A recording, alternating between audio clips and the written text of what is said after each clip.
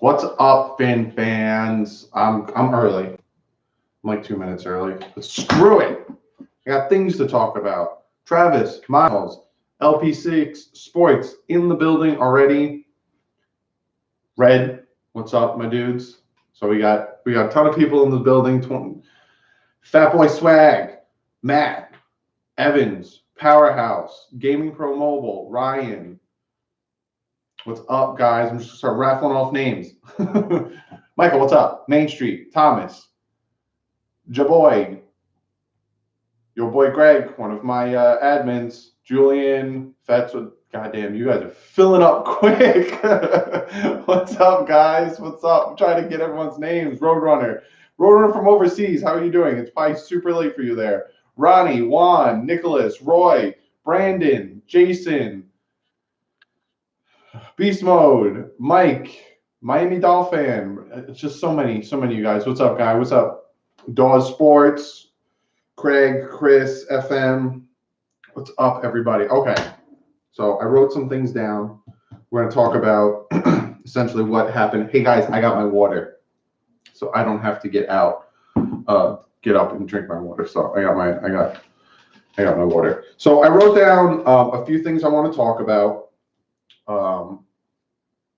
But let's jump into the title. Okay?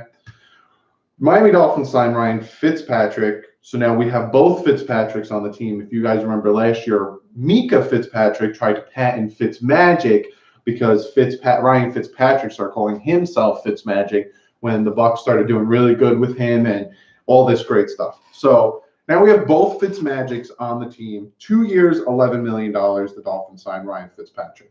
I think that's the amount of money they were trying to give Bridgewater. With incentives, he can go to about 17 to 20 million, which means game time played, touchdowns, games won, all those types of incentives. He can get boosted up to about 17 to 20 million. I honestly think that this is the contract they were trying to give Teddy Bridgewater.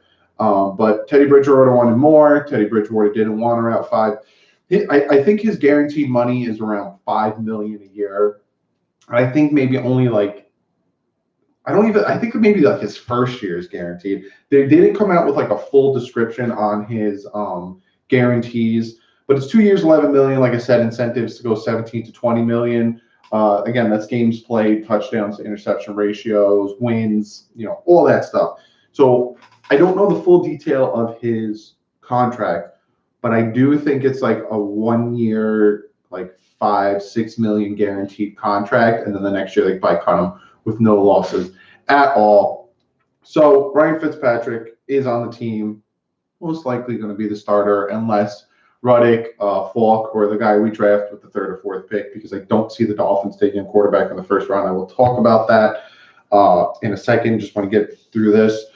Those are our quarterbacks as of right now. So yeah, that's that. Let me check to see if I got any news. I got to keep the Twitters up because, free agency going crazy. Okay. If you guys want an update, so from this morning's cap report, teams with the most cap space. The Indianapolis Colts have $77 million in cap space. They have barely done anything. Then it's the Texans, the 49ers, the Browns, the Jets. Okay, so let's talk about this because now this is good. This is good. Okay. So with the Ryan Fitzpatrick, I'm going to be, just so you know, I'm going to probably say their names, mix their names up a lot. So Albert Breer tweeted this, and I'm going to retweet it right now. So if you're not following me on Twitter, at DouglieDoWrong, go follow me on Twitter. I just retweeted it. From this morning's cap report, teams with the most cap space. Number 1 is the Colts with $77.707 million. 2 is the Texans with $46.94 million. 3, 49ers, $37.18 million. 4 is the Browns. They still have $35.06 million even after all the moves. 5 is the Jets, $35.46 million. And number 6 is the Miami Dolphins with $33.36 million under the cap. So with the Ryan Tannehill move, with some of the cuts they made, with not re-signing, the Dolphins are at $33.36 million in cap space. So the Dolphins have a lot of cap space to do things. We're going to talk about free agency. We're going to talk about some of the players that are still out there, some of the potential for this team to still do things. because I know a lot of you guys are getting very frustrated and very pissed off over the fact that the Dolphins aren't doing anything and they're not making these moves, and they have fortified the offensive line. If they do, and I'm not saying it's a good idea, but if they do take Jesse Davis and move him to right tackle, then we need 2 guards. There's a lot of moves that still need to be done. I'll talk about that because a lot of you guys are getting mad, and I understand why you guys are getting mad, because you want this team to prosper, and I'm never going to admit that they're tanking, because they're not tanking. Because if they were tanking, they would have signed Ryan Fitzpatrick, who's going to win them at least 6 games. It is what it is. I'm sorry, but if you think we're tanking, Ryan Fitzpatrick on his own, look what he did with the Buccaneers. He won 3 games with his legs and his craziness, his magic. But I'll talk about some of the moves they could still make, and some of the direction, and some of the offensive lineman deep. Danny Shelton's still out there. Danny Shelton's 26. That's a D tackle that the Dolphins can definitely pick up, and I don't see them not picking up. There's some right tackles out there. There's still some guards out there that the Dolphins can still pick up. So we'll talk about free agency. But I just want to real quick, I got the news out of Ryan Fitzpatrick, 2 years, $11 million, probably about a $6 million guarantee. And then they could probably cut him after this year. He's going to be a bridge quarterback. We're going to draft a quarterback this year, probably 3rd, 4th round. I wouldn't be surprised. I would like the Tyree Jackson, but we'll see what they do with Drew Lock or Will Grier. I don't know what they're going to do, but in the 1st round, I don't think it's going to be a quarterback, even if Haskins falls to them at 13. Then if Haskins falls to them at 13, I think that'd be a great scenario where they would trade down and pick up more draft picks. Chad, thank you so much for the donation, dude. You are amazing. Let me get to your question. Again, I'm good. Think that was smart. Yeah. Now, Chad, are you talking about the Fitzpatrick signing? But I know you guys have probably been asking me. Let me get to some of your questions, because I went off on a ramble and I wasn't looking at your guys' stuff. So the news, my money is on. He gets hurt as usual with that line. Yeah, let's think here. You can't say to lose every game to your players. Yeah, exactly. Congrats on the water. Thank you, Lenny. I'm good. I'm hydrated. I got my water over here. What's up, Magic? But yeah, let me get back to my spiel. So yeah, I don't see the Dolphins drafting a quarterback with that 1st pick. If a quarterback's there at 13, like if Kyler Murray, for some reason, falls to 13, then yeah, I honestly think they'll take Kyler Murray. But what's up, Enrique?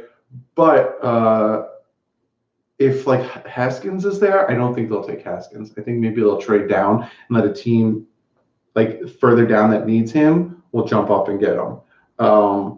So we got a lot to talk about, but I just want to talk about the future of this team.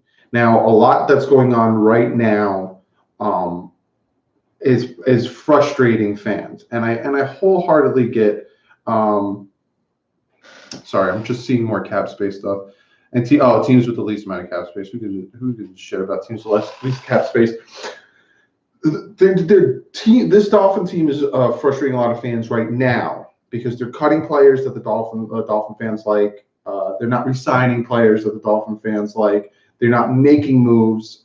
They're not fortifying people yet. And they're not doing things that fans want to happen now. A lot of fans are thinking tanking because of the way that the Miami Dolphins are holding themselves.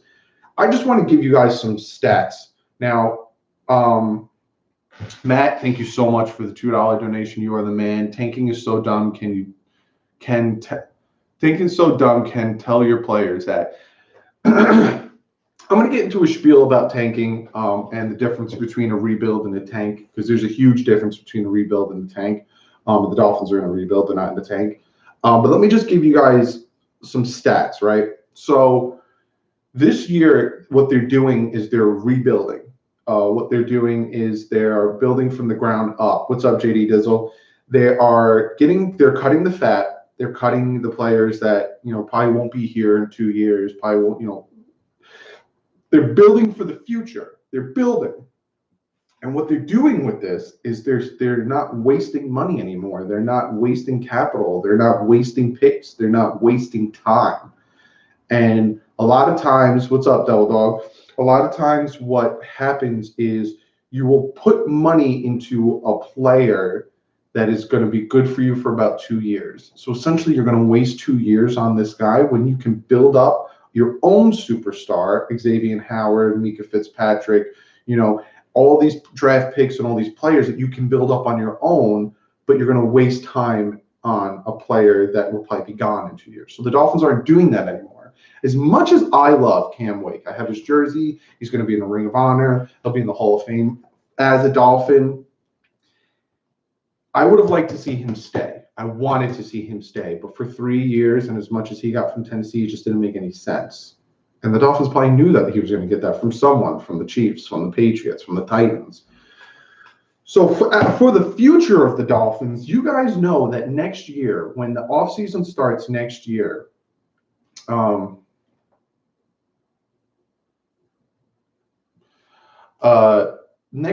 the offseason starts next year, because as of right now, there's going to be signings happening and there's going to be moves done, but it's not going to be crazy. Just so you guys know, this Ryan Fitzpatrick signing will not affect the comp picks that we get because it's a minimum signing. So it won't affect how much Wake has gotten paid and signed and Juwan James got paid and signed. So just throw that one out to you. 2020, our cap is going to be over $100 million. Now, as of right now, it's like 122 million that would be under the cap next year. But then with the Fitzpatrick signing, it might knock it down a little bit. And then when we start to fortify the lines and stuff, it might knock it down a little bit more. But it will be over $100 million next year. We'll have under the cap. We are going to be the #1 team in the NFL with cap space over $100 million. That is great. Then if some of these young, great, talented superstars get cut from their team, then we can potentially make a big move for them. Potentially get a big time player in that aspect next year when we know the direction we're going in. Not only that, not only are we going to be over $100 million next year in the cap, we have 11 draft picks in next year's draft. We have a 1 and a 2. We have 2 3s. One of the 3s is already automatically given to us. The second 3 is the comp pick we would get for Juwan James. We have 2 4s. One is the one we would already get. The other 4 is what we got in the trade to Ryan Tannehill. We have 2 5s. One is the one we'd always get. 5 is the comp pick for Cameron Wake. We have a 6 and we have 2 7s. One of the 7 is when we traded Jordan Lucas to the Kansas City Chiefs. So besides rounds 1, 2, and 6, we have 2 picks in 3, 4, 5, and 7. We have what's up, Sean? We have 11 picks next year. So what the team is doing is they're building for the future. They're not building for now. That's why Adam Gase got fired and got cut. He was building for now. He wanted to win now.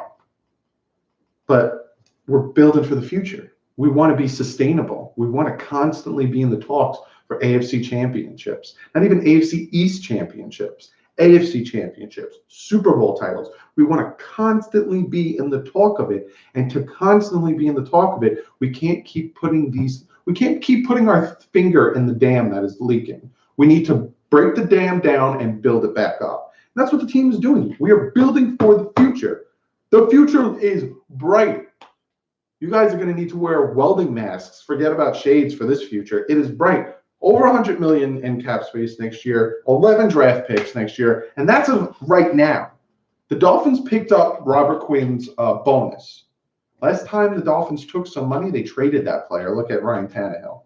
So there is still a potential we could trade Robert Quinn. Could we get a pick this year? Potentially. Could we get a pick next year? Potentially, because a lot of times what teams do is they'll give you a higher pick next year. Because next year has nothing to do with this year. I don't give a crap. Sure, I'll give you a third, second round pick next year, whatever. It doesn't mean anything to me because we're going to win this year. But the Dolphins are like, we're going to build for the future. You'll give us a third round pick next year for Robert Quinn? Take him.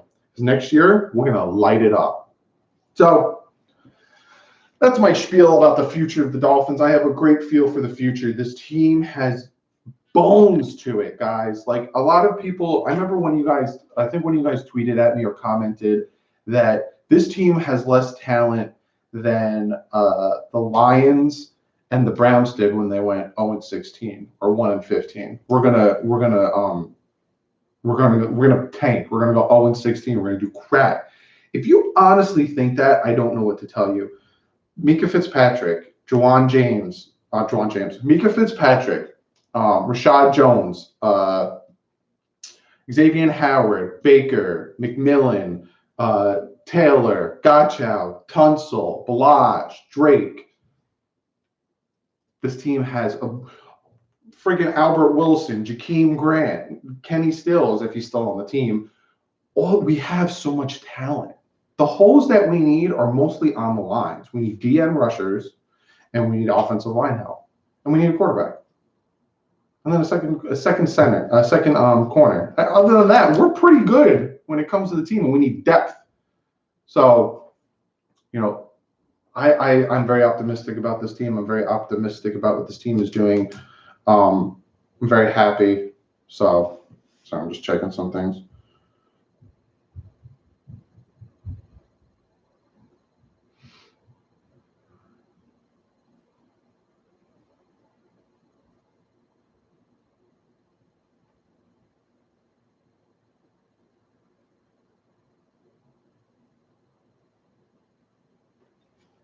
So let me see what you guys have to say. Is TJ McDonald going to get traded? If someone will trade for him, then yeah, he'll get traded. Doug, please tell us why Fitz is a good fit for the Miami Dolphins. I don't see it. Fitzpatrick is 50 for 75. Todd asked that. Fitzpatrick is a good quarterback for the team because if you look at a lot of his losses, and if you look at a lot of the teams that he played bad on, he had bad teams around him. Like right now, what the Dolphins are going to do with Fitz is he's just going to be a game manager. But he still has, if you watch his gameplay, the dude makes plays. He makes plays with his legs all the time. What's up, Great One DeVoe? He makes plays with his legs all the time. He's a game player. And I'm excited to see what this team is going to do. I'm excited to see what this coaching staff is going to do. I'm excited to see how this team plays, all that stuff. And I'm just pumped. I'm really pumped. St. Michael, but why? Why aren't you optimistic? Like, did they built over 100 million in cap space, and we have 11 picks next year? Yeah, this year isn't going to be as great because they're building. But why?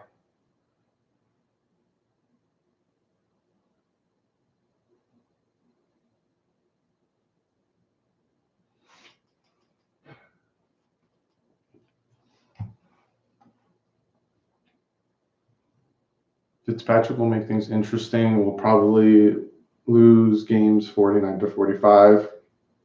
That's a potential. Because see, now with this, we have a different coaching staff, so we don't know what like the dynamic is when it comes to, because with like Adam Gase, if the game was within like 4 points, Adam Gase is going to win it. But if the game was like a 10-point differential, we're going to lose. It's different now because we don't know what Adam Gase is going to be like. But 100 million can't be for chasing big names. The opposite of what they said they want to do. Exactly. 100 million is going to be spent smart. I'm not wearing green. Technically, this shirt is a dark green, and my arm is completely green. So I will always be wearing green. Why do you want me to say Alex? Well, I did. I just did. 280 in the group. How's everyone doing? Just want to give everyone an update. So we signed Ryan Fitzpatrick, 2 years, 11 million, with incentives to go 17 to 20 million. So I like the move. It's not a lot of money. He's a stopgap quarterback. He's a vet quarterback, Harvard graduate, smart guy. What's up, Vladimir? I like the move. They wanted to go for Tyrod Taylor, but he didn't want to do the same thing he did with Cleveland, which essentially is you be the stopgap quarterback, stuff like that. Greg, $10 donation. Thank you so much, my dude. You have no idea how much that means to me. What do you got going on? Streaming from Afghanistan, we got some Dolphin fans here. We need to build through the trenches to set up our future quarterback for a chance to succeed. Also, the defensive side too. Dexter Lawrence. Greg, streaming from Afghanistan. Thank you very much for the donation. Hello, everyone from over there. Are you in the Army? Are you on base from Afghanistan, Greg, or do you live in Afghanistan? And yes, I agree 1,000%. Build through the line. I would focus this year on building the offense and defensive line. Yes, Air Force. Well, thank you for your service, Greg. Hi to everyone on the base. Hope you guys enjoy my live stream. Got a bunch of Dolphin fans over there. How's everyone doing? But yes, build through the line. If you have a good offensive line, you're able to run the ball, and if you're able to run the ball, you're able to do play action. You're able to give your quarterback time to let the receivers get open, make dynamic throws, make deep throws, and light the field up. Defensive side, if the defensive line is stout, if these DTs can take on more than one block, the run stopping succeeds and we get pass rush. That's what happened this year. If you guys don't know what happened this year, what happened with the Dolphins this year is the defensive tackles would get friggin' one-on-one. So essentially, you have 5 offensive linemen and you have 4 D linemen. The 2 D tackles would either get guard, center guard, whatever, one-on-one, and then the D ends would get one-on-one, and then that 5th guard offensive lineman would block the linebackers, and just run game was Kaputski. So you build up the offensive line, you build up the defensive line, like Greg said, and you just let people eat. You let your linebackers eat. Get in there for the sacks. Get in there to stop the run. Let them eat. Offensive line, you build that sucker up. You make them stout. You make them bullies on the field. You let those running backs eat. That's what you got to do. Alton, thank you so much for the donation. I'm on a roll today. Very excited. I love the moves that are going on. It's just, I'm happy. I'm happy. Let's see what you guys got to say. We are tanking hard. Right of Public Republic says. I don't think we're tanking. Again, there's a difference between tanking and a different. There's a difference between tanking and rebuilding.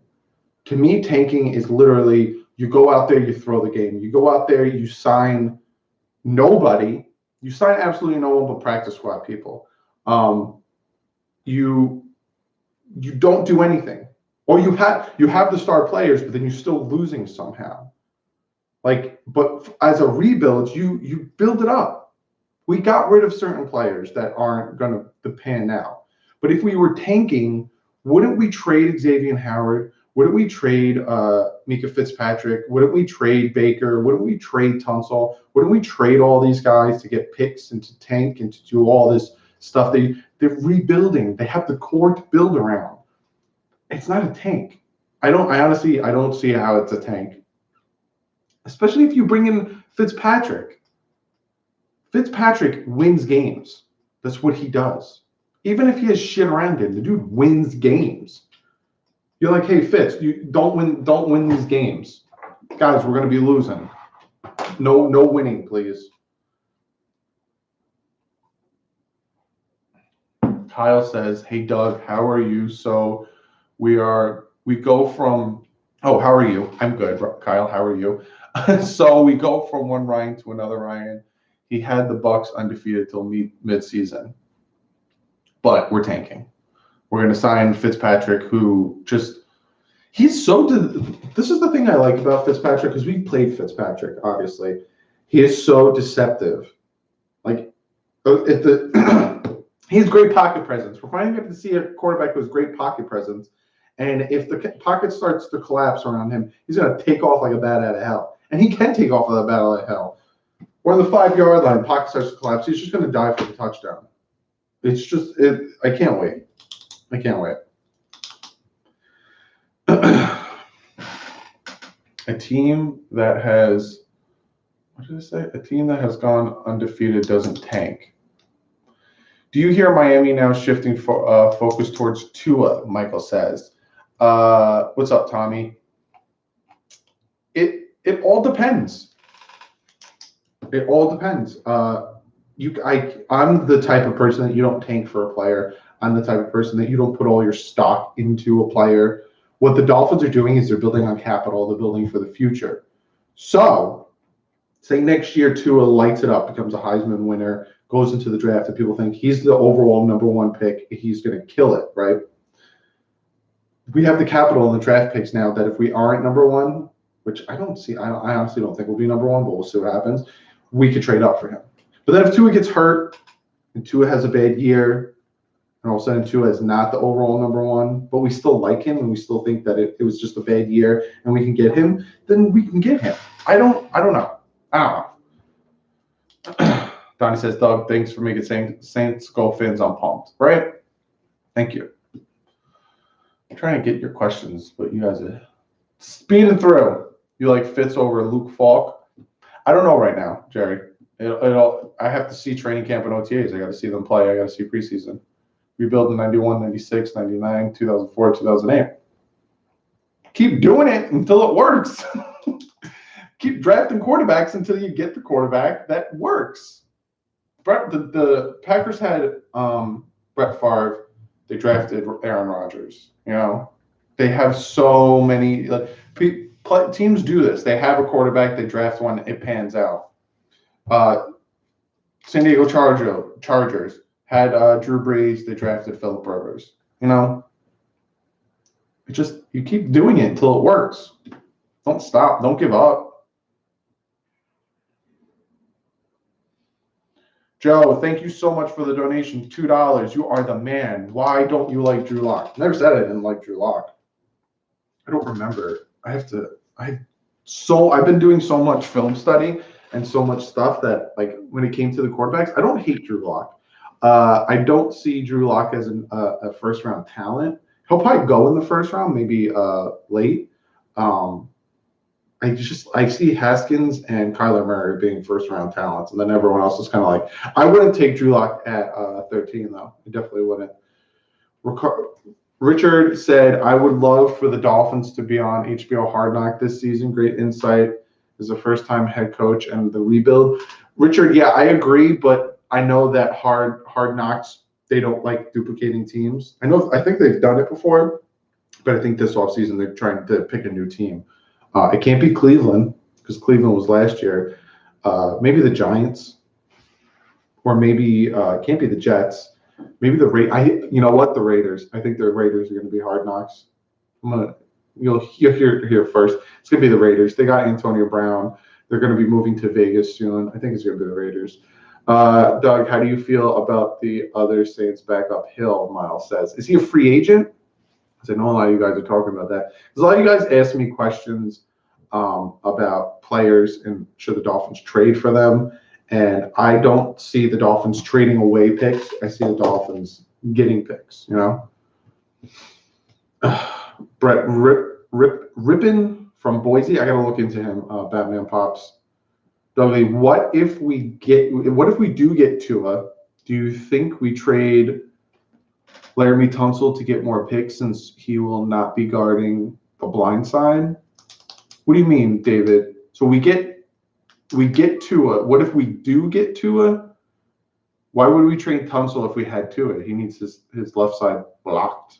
Or because he's a lefty, it wouldn't be his blind side. I wouldn't trade Tunsil. Tunsil should have been a top 3 pick, and he fell to us because of a stupid picture.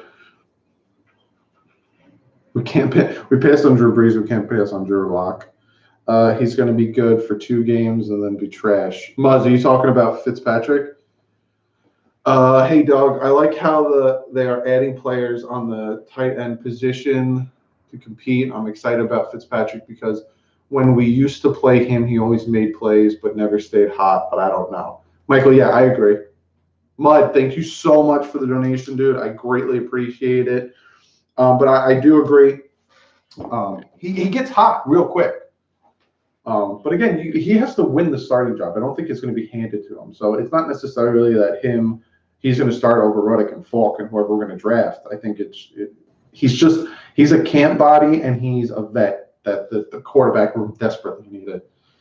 13th overall pick, are we getting a linebacker? The linebacker class isn't that strong. I think we take defensive linemen. And I'm hearing that Montez Sweat had heart problems.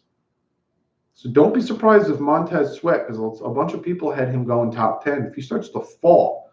I heard that he had heart problems. Let me see if I still have that tweet. Again, follow me on Twitter, guys. I retweet everything I find, and I put my 2 cents on it.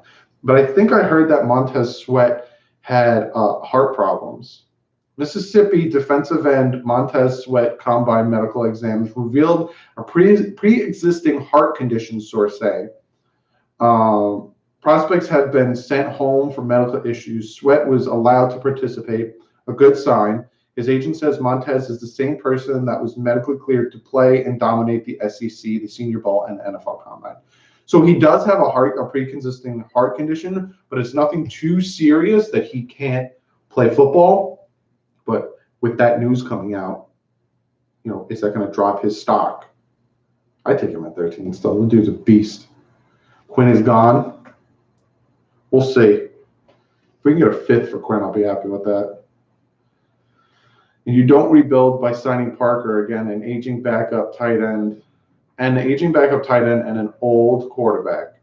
I disagree, because you need the vets in the locker room to teach the younger guys. Plus, Parker is not a re-sign as if he's going to make the team. His contract is set up that if he doesn't play well, they can cut him in the summer and no loss. The tight ends, we picked up 2 good tight ends. Clive Wolford is not old. He's still young and still good. Dwayne Allen is they brought him in to try to teach Gesicki how to play tight end. And like I said, Fitzpatrick is a stopgap quarterback. He is a camp body. He's going to compete for the starting job. So again, it's a rebuild. Joseph, thank you so much for the donation, dude. I greatly appreciate it. Trade for Josh Rosen. I think he could be good.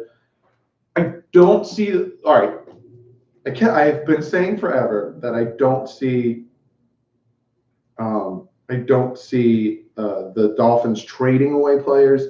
I don't see the Dolphins trading for Josh Rosen because they would have done it last year. They would have picked him last year. They would have traded, and a lot of I brought this up that the Dolphins would have traded ahead and traded for Josh Rosen if they wanted him. And then someone commented, "Well, how do you they wouldn't have because the Cardinals did it. Like, how do you know?" In the draft room, when the people, when the GMs, the scouts, and the owner and the coach want a player, they're on the phone and they'll talk to people. Hey, whoever, I don't remember what team they traded with the Cardinals to get Josh Rosen, but if the Dolphins wanted him, they would have called that team and been like, hey, what do you want for your pick? We want Josh Rosen. And they would have been like, well, the Cardinals want Josh Rosen as well. And they're giving us this, this, and this. What do you want? Like, what are you going to top that? So the Dolphins would have known, the Cardinals are going for Josh Rosen. They would have known. They would have talked to a team, hey, what do you want for your pick? And they would have been like, well, so-and-so is offering us this.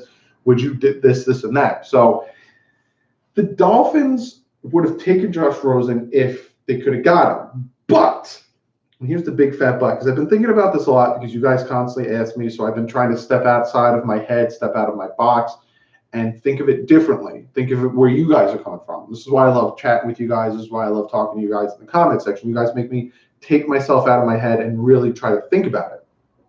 It's a new coaching staff. It's a new quarterback coach. It's a new offensive coordinator. And now Grier has full and complete control. Back then, Gase had control over the 53. Tannenbaum had control of the free agents, and Grier only had control of the draft. Now Grier has control over everything, and it's a new coaching staff. So I took myself out of this scenario, and I thought to myself, okay, could this team go for Josh Rosen? Would they trade for Josh Rosen? The way I see that happening, say the 3rd, 4th round comes around and the only quarterbacks on the board are Poopy, and Josh Rosen is still available in the trade. And the Dolphins are like, well, we could take, this guy who has, this, and this upside, but these downsides, and Josh Rosen is so much better. What do you want to do? Then I could potentially see the Dolphins maybe taking a 3rd or a 4th or a 5th and trading it for Josh Rosen in that moment when they're on the pick and they're like, okay, well, these quarterbacks aren't as good as this dude. So I'm going to take back what I've been saying in all the other videos and not say, well, it's not going to happen. It'll never happen. I will say it's situational. You know what I'm saying? It's a new coach, new scheme, new philosophy, maybe. Hope that answers your questions. All right, let me get back to questions. When I get on spiels, I can't read your questions because then I get sidetracked and I start stuttering and I look like a big idiot. We can have Rosen for a third or fourth round pick. Yeah, like say Michael, like I said, like if the third, fourth round comes around and there's no quarterbacks there, or the Dolphins are all right, and the war room are like, all right, let's go for quarterback, and then all of a sudden they're like, well, nothing's left. Well, let's get Josh Rosen. Your boy's still hoping for Rosen for a fourth after the Cards draft Murray first overall. If the Cards take Murray first overall, the draft is going to get very interesting because then we're going to be like, well, where is Josh Rosen going? Jake Kettler, one of my favorite quarterbacks. Pete, you're a liar. Parker, why? It's because this new coaching staff, William, thinks that they can get stuff out of Parker. Because with Devontae Parker, when he had the quarterbacks that could get the ball to him and when he was playing for his career, he played tough. So he might have another quarterback. Like Fitzpatrick can really open up Devontae Parker's, playing style. He has to get on the field, though. And that's why his contract is filled with incentives. Filled with incentives. He signed a bare minimum contract. He could be cut this summer with no repercussions. And it all has incentives in it. Rosen to New York or Denver. I could see that happening. New York more than not. Dolphins going to get Haskins only if Giants draft Kyler and pass up on Haskins. What's up, Todd? Don't be surprised. So say the Cardinals are like, hey, we're going to stick with Josh Rosen. Don't be surprised if the Raiders try to trade up for Kyler Murray. Yep. Don't be surprised. Johnny Manziel. Yeah, did you guys hear about Johnny Manziel? He's in the AAF right now. I think he's with Memphis. I think Memphis picked him up, or Memphis was assigned him. Johnny Manziel's in the AAF. Which if he lights it up, and now the AAF just got more interesting. So now people are really going to be watching the AAF to see what Johnny Manziel can do, because then all of a sudden,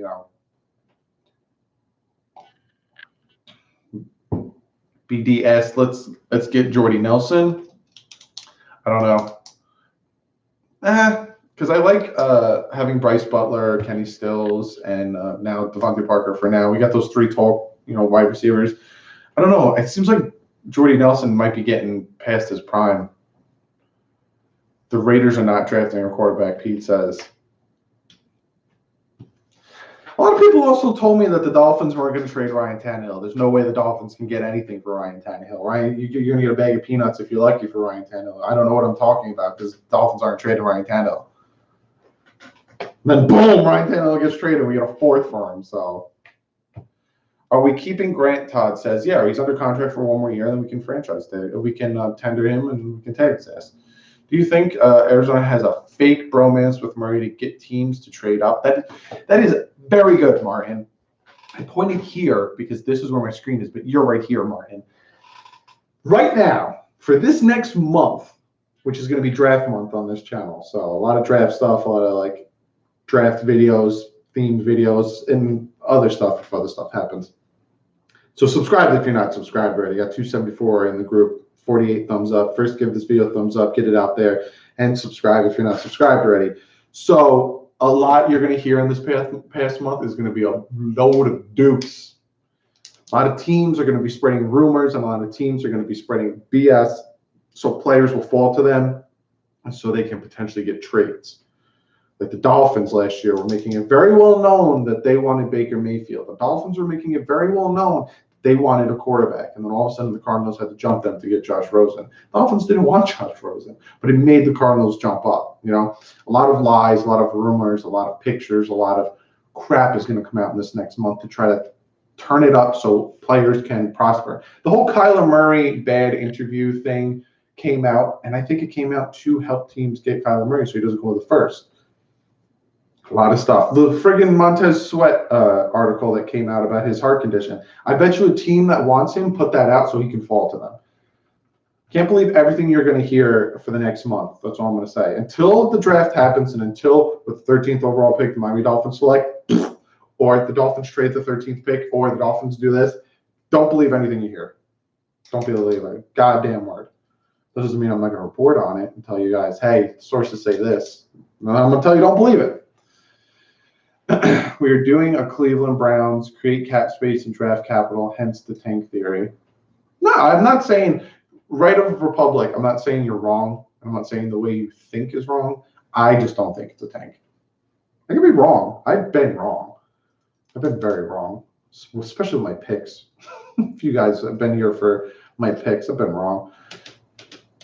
Haskins was not ready to come out. Yeah, I don't think he should have came out. Mika Tunsil and now Kyler Greer has that done on him. Watch. I don't know, Pete.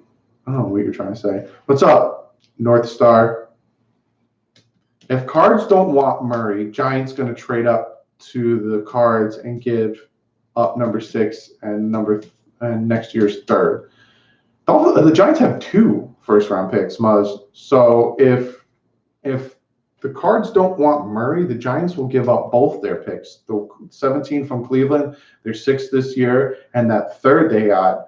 They'll probably give up a lot to get Kyler Murray.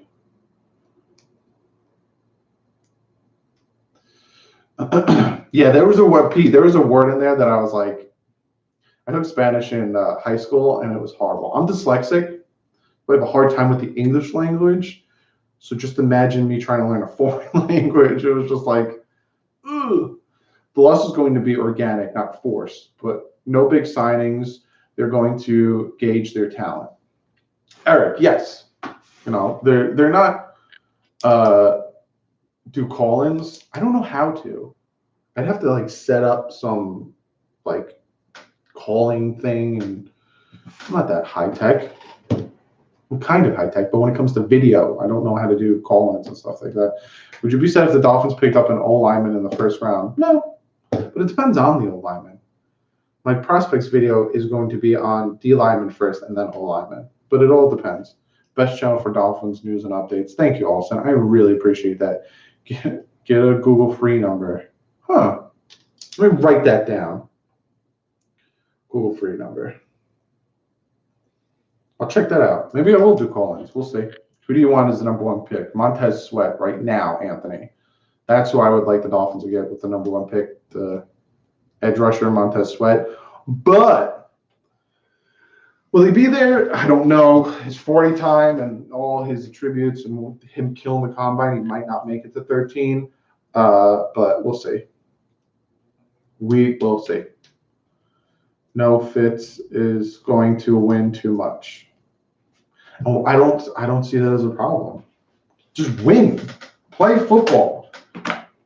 Get this team coached up. Get the scheme down. Get everything with it going. And there's too much being made on losing for a player. There's too much being made on, no, we need to lose. Oh my God, next year we play the Giants and next year we play the Bengals. Those are 2 teams that are going to tank for Tua as well. Oh my God, we need to lose those games.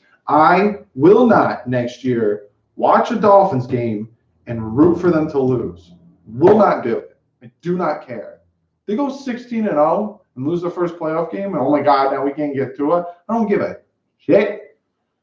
I want to play the Dolphins to play football. I want to see what this team can do. I don't care. I don't care. Okay. So that's how I feel.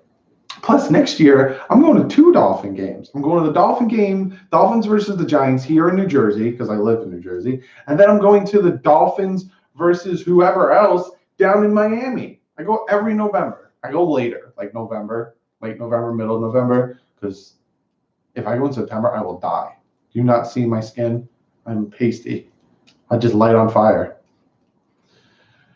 So we'll be there at 13, first defensive end, second defensive tackle, 3rd guard, 4th guard. I would change that up. First defensive end, second defensive tackle. If Dexter Lawrence is still there in the 2nd round, I take him.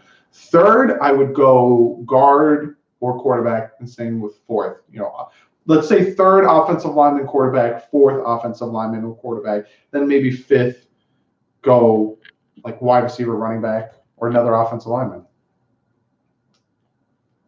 I'll take you to my shared suite. Are you being provocative? Todd, I agree, Doug. I want them to win with no tanking. Yeah, I don't. Anthony, you're in PA. Yeah, we're up in the enemy territory. So happy we got a plan. 2-14, please. I got season tickets. It will be at every every game hoping we lose. Thanks for doing. See, I can't do that. I can't root for my team to lose. What do you think of Charles Harris, though? Charles Harris. All right. So since Miguel asked me about Charles Harris, let me go into a little spiel about Charles Harris. Charles Harris was a 3-4 outside linebacker in college. The dumbasses in the front office drafted him to play a 4-3 defensive end with this team. Also, Barnett, the defensive end I wanted, went to the friggin' Eagles, but that's here nor there. So we take a 4-3, a 3-4 outside linebacker, and put him at a 4-3 defensive end. That's not the scheme he's supposed to be in. Now we have Brian Flores come in, who I think is very good with defenses. I think he has learned and very good with multiple defenses. Same thing with Chad O'Shea, even though everyone keeps telling me in the comments, well, not everyone, but most people say in the comments that it's because of Bill Belichick and all that stuff. So I don't think so. So I think Charles Harris, he's still under the rookie contract, and then next year we can pick up his option or not. And the year after, 2020. I think this year they're going to play him where he's supposed to be, and they're going to teach him up, and they'll see what they have. So I like Charles Harris. Martin Caesar, thank you so much for the donation, dude. I greatly appreciate it. Love what you do, what you're doing, bro. Fins up. Fins up to you, Martin. Thank you so much. I do what I do for all of you guys. So greatly, greatly, greatly appreciate all of you. Bulldog Irish, I hope we don't tank for Tua. I'd rather play and tank for Trevor. Laugh my ass off. Dude, he's a phenomenal quarterback. Have you seen him? Yeah. He freaking beat Tua. I've watched that game. He beat Nick Saban. Hate Nick Saban. Hate him. Draft the quarterback with by the third. Draft the quarterback by the third round. So you want a quarterback in the first or a second, or draft the quarterback in the third. Burgess. Don't think we have to try to tank. Don't see us winning more than 4 games, Mark said. The schedule's probably going to come out like a week before the draft, and you know how I like to do my predictions, like who the Dolphins are going to beat, who the Dolphins are going to lose to. It's hard for me because I always think they have a chance to win, but like right now they haven't done anything, and I don't know if they're going to do anything by the time the schedule comes out, and I don't know what the team's going to look like and how they're going to play. So it's going to be hard. Because at least last year when I made my prediction, which I wasn't that far off, if you guys remember, if you go back and watch my picks, some of the games I picked, they won. Some of the games I picked, they lost. Todd, thank you. $2 donation. You're great, Doug. So, Todd, you're great. You're better than me. You're all better than me. No, but thank you, Todd. I greatly appreciate it. I'm gonna I'll make my picks because last year was easy because I knew what the scheme was, I knew what the team was, I knew what plays they were gonna run. So this year when the schedule comes out, I'll make my picks. It's gonna change, but then I'll do it again after free agency and the draft and training camp, because then I'll be able to get a good feel for what the team is like. I'll do the same thing I did last year. Right before the season starts, I'll repick my picks for the year when the schedule comes out. Brochara is generational. Didn't hear what he did in high school. Did you hear what he did? No, Eric, I didn't hear what he did in high school. We'll have at least 12 picks between comp trades next season. 11. 1 1, 1 2, 2 3s, 2 4s, 2 5s, 1 6, 2 7s. Shotgun. He was awarded prom king. He kneeled and gave it to someone more deserving. Oh, that's pretty cool. Someone not so popular. I like that. It's a good dude. Bulldog Irish, dude. Thank you so much for the $5 donation. You're one of the OGs. You've been with this channel from jump. Agreed. You're great, Doug. Have a green beer on me, buddy. From your Irish Finns fan. Happy St. Patrick's Day. Bulldog Irish, thank you so much. Happy St. Patrick's Day.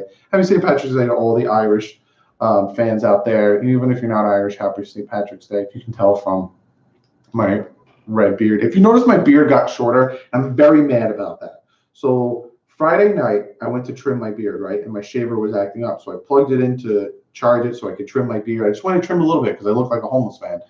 And it wasn't working. So then I had to use my other trimmer, which I used just to shave down to the skin. And it cut it too short. So now my beard's gone. And I'm very upset about it. So I threw it out and I bought a new shaver the other day. But happy St. Patrick's Day, everybody. I am wearing green, Rhino. It's on my skin, and technically you can't see it, but let me see if I can get closer. This shirt, it's Aquaman, so this shirt is like a dark green. You can't really see it, but yeah, see, it's Aquaman. This shirt's a dark green, plus my arm is green. I will forever be wearing green because of my giant sleeve of green. Okay? You're going to be rocking that Fitzpatrick beard soon. Me too. Yeah, I was so mad. Very mad. It was like 1 o'clock. I'm waiting for the stupid thing to charge, and then it didn't want to charge. So I was like, screw it. I threw it out. Just checking if anything's happening. Nope. It's going to be real quiet today. Then I gotta, after this live stream, so where I live, there's zero parking, like zero parking at all. I got a spot right in front of my apartment building. So my ass is not driving anywhere. So I'm going to go to ShopRite. I got to buy a bunch of things, which is like a 15-block walk. But I need the exercises. I'm fat. You guys probably think I'm fat, but I'm fat. So what's up, John? What's up with Quinn? Don't be surprised if Robert Quinn stays on the team. But also don't be surprised if he gets traded and/or cut. They picked up his $1-point-something million bonus. And I think that's incentive to trade him. And then I think a lot of what people are doing now, a lot of people are in holding patterns, and they're going to wait till after the draft to unload more talent. So don't be surprised if like Stills and like maybe Kiko Alon. I'm not saying these are the people I want. These are the people that I could fathom being traded. Stills, Branch, I'm an idiot. Stills, Quinn, Kiko, those type of players. Don't be surprised if they get traded, come closer to draft time or even after the draft. People didn't get who they wanted. What's your favorite move the Finns have made? Are you saying this offseason or ever? Let me know. Quinn was doing good end of year. Yeah, plus Olivier Vernon had a very solid point. Quinn was on the right side going against left tackles, which are the best people on that offensive line. So, but he also, we expected more. Like we expected way more out of Quinn. Greer is proving to be very capable GM. Do you guys realize that I am not the Finns will win? Guys, I swear to you, he was in the chat a few videos ago. So I can't, and I'm not over here doing this. So I swear to you, I'm not the Finns will win. Daniel D, thank you so much for the $2 donation. You are the man. OG coming through to support Doug draft our 1 and 2nd rounds. You want me to tell you our 1st and 2nd round? Yeah, Daniel, you're definitely an OG. One of the first subscribers I ever had when I started doing Dolphin stuff. So you want me to draft our 1st and 2nd round? The 1st round I would take. Well, yeah. If it fell, like the gods were like, oh, on the Miami Dolphins, right? And it fell, it would be 1st round pick Montez Sweat, 2nd round pick Dexter Lawrence. Now, will Dexter Lawrence be there when we pick in the 2nd round? Probably not, but that's what I would do. I would do Montez Sweat in the 1st round, and I would take a DT or another DN in the 2nd round. I'm double downing on these defensive linemen because they're that good in this year's draft. I don't want to lose Rashad Jones. Well, you're not going to lose him this year because it's going to cost too much money.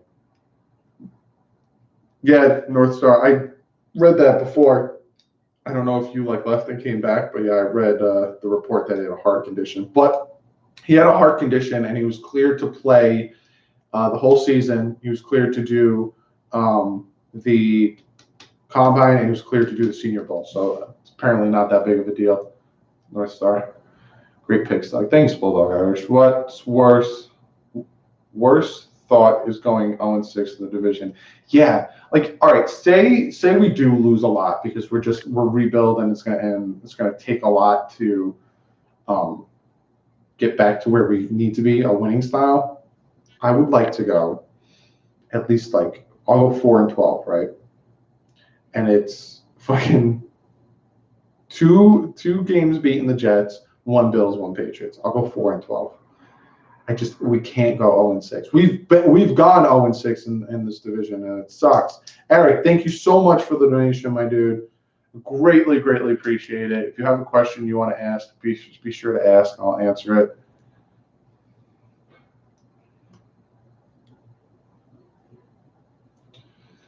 Third round will Will Greer or Jackson. Yeah, North start. That's when I would start looking at quarterbacks is after the third, fourth round. Will Greer, Tyree Jackson. I don't know if a lot will be there. Yeah, Daniel, like, I don't care. We need to beat the Jets twice, and we can't have the Jets think that they got our head coach and they got better, and he's doing better with them than with us. No. New Jersey needed this channel, and we are limited. Eric, thank you. I appreciate that. Yeah, up here, there's not much Dolphin talk, especially if you listen to the radio. I used to listen to 101.9, but they're super biased. Like Joe and Evan are like completely bash the Dolphins, but with Boomer Esiason, they have like one of their guys who's a Dolphins fan. But I use TuneIn Radio, and I listen to Dolphin Sports Radio because it sucks up here. Definitely sucks. Define bridge quarterback from a competitive standpoint. It's a good question, Burgess, but I need you to be a little bit more specific. Define a bridge quarterback from a competitive standpoint? Like, what do you mean? Like, yeah, you got to be a little bit more specific. I'll do it. You just got to be more specific. I'm calling it 6-10. Pepe the Frog. 6-10 is not bad. It's what, one game worse than we were this year? Joe Benigno's hilarious. His Jets rants. Yeah, like, but then like they're always like so biased against other teams. Their bias shows on their radio shows when they don't like put things into perspective. Like, I think they hated the Adam Gase signing, but like Boomer Esiason loved the Adam Gase signing. But it doesn't make any sense to me. Like, Jet fans boggle my mind. So Adam Gase was with the Dolphins, right? And for 3 years, Jet fans were like, "You guys suck. Adam Gase sucks. Look at the offense. The offense sucks. We beat you. You guys suck." Da da da da. Just like constantly telling us that our head coach sucks, our offense sucks, it's low ranked. We guys suck. Then all of a sudden, Adam Gase goes to the Jets, and now they're like, "Oh my God, we're gonna be so good. The offense is gonna click. He's gonna take Sam Darnold to the next level. Oh my God, we're gonna be so good. We're gonna go to the Super Bowl. We're gonna win the division. Oh my God." It doesn't make any sense at all. None whatsoever. Please don't feed into Armando's tank for Tua. Look at Armando's pass pushes. Horrible, my dude. Yeah, I don't like listening to Armando's stuff. He's just like what I do is I follow every Dolphin beat writer so I can get all of my news from different angles and I can make my own opinion on it. You know what I'm saying? That's what I like to do with everything in life. I take the people who think Tannehill suck, the people who think Tannehill's good. I listen to both points, and then I make my own points after watching with my own eyes. Same thing with a ton of things, politics, all this stuff. I listen to everyone, and I make my own decision with my own eyes. Michael, thank you so very much. Fitzmagic 2 times. Late to the party, I owe the live stream a round of beers. Michael, as long as you're here, that's all that matters to me. Doug, do you agree that Fitzpatrick is probably the best bridge quarterback that we have out there? And if we get a quarterback this year, he would be great to start, then shift to the rookie and see how that goes. Exactly. We got Fitz in there, right? And then all of a sudden we start sucking, we start losing, and you just throw the rookie in, see what he can do. What's the worst that could happen? Armando was a Raiders fan. May still be. I didn't know that. Did not know that. Why is he a Dolphins beat writer then? It's so stupid. I used to, before I really was into Twitter and before I followed all these Dolphin beat writers, I was really on ESPN a lot. And they used to have, I think his name was like Adam something, or they had a Dolphin beat writer on there who was just constantly like, Dolphins won today, but that's because this team sucks. And like, call it like it is. If we did win because a player fumbled the ball and that's the reason, or we did win because of this, okay, I get it. But just like, I hate when people do that. And I hate when the media and networks do that. Like, we'll beat a team 21-3. Oh, the Dolphins beat the New England Patriots 21-3. But that's because Tom Brady pooped his pants, and because Rob Gronkowski drank too many beers, and because Julian Edelman shaved his beard, so the aerodynamic of his face threw him off, and he was faster than he thought he would be. And instead of being like, well, the Dolphins played a really good game. They ran the ball. I hate that. Call it like it is. And it's not even like with biased media. Like, all right, if that comes from the Patriots side, cool. It's NFL Network, ESPN, CBS, NBC. It's just stupid. Call it like it is. What's up, Art? Let me drink some water. Me and Cottonmouth. Corey, they don't. Corey says the nation hates the Dolphins. I made a video about it. I think like in October or November of last year. It's because we've been bad for so long and we've been inconsistent for so long. Playing now, and it's I moved, so I'm not even around there. With inconsistency and just the ups and downs is the reason why national media doesn't respect us.